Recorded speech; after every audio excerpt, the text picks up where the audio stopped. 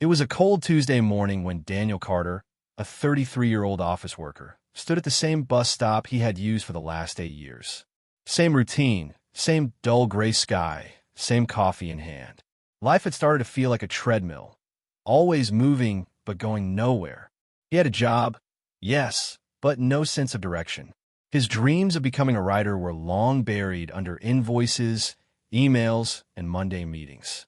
His relationship was strained, his health ignored, and his happiness, well, he wasn't sure what that looked like anymore. The bus was late. Typical. He sighed and glanced around. Sitting quietly on the bench was an older man, probably in his late 60s. He wore a simple coat, held a leather-bound notebook, and had the calm demeanor of someone who had seen a lot but said little. Daniel had seen him before, once or twice, but never really paid attention. This time, the older man looked up and smiled. "Waiting for the bus or waiting for life to change?" he asked. Daniel chuckled awkwardly. "Both, I guess." The stranger nodded, then patted the seat beside him. "Sit down. You look like you're carrying something heavier than that briefcase." Daniel hesitated, then sat. And what started as small talk turned into something much deeper. "Life," the old man said, "is a series of missed exits when you're not paying attention. Most people only realize it when they're too far down the highway to turn back." Daniel frowned. "What do you mean?" The old man closed his notebook gently.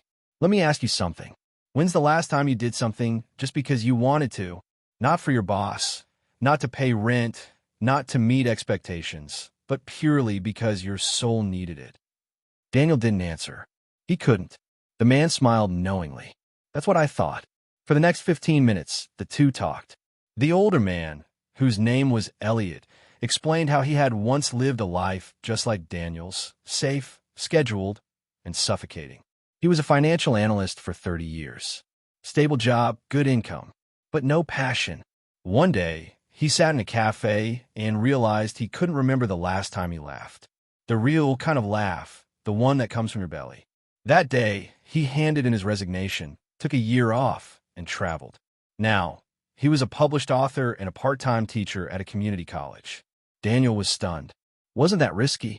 "Living a life you hate is the bigger risk," Elliot replied calmly. The bus finally arrived, but Daniel didn't get on. Something inside him had shifted. Elliot did, and before leaving, he turned to Daniel and said just one thing. "Don't wait for life to give you permission. Give it to yourself." Those words echoed in Daniel's head for days, and then weeks. That evening, instead of logging into his work email, Daniel opened a blank document and began to write. Just a few lines, then a page, then a chapter. Months passed.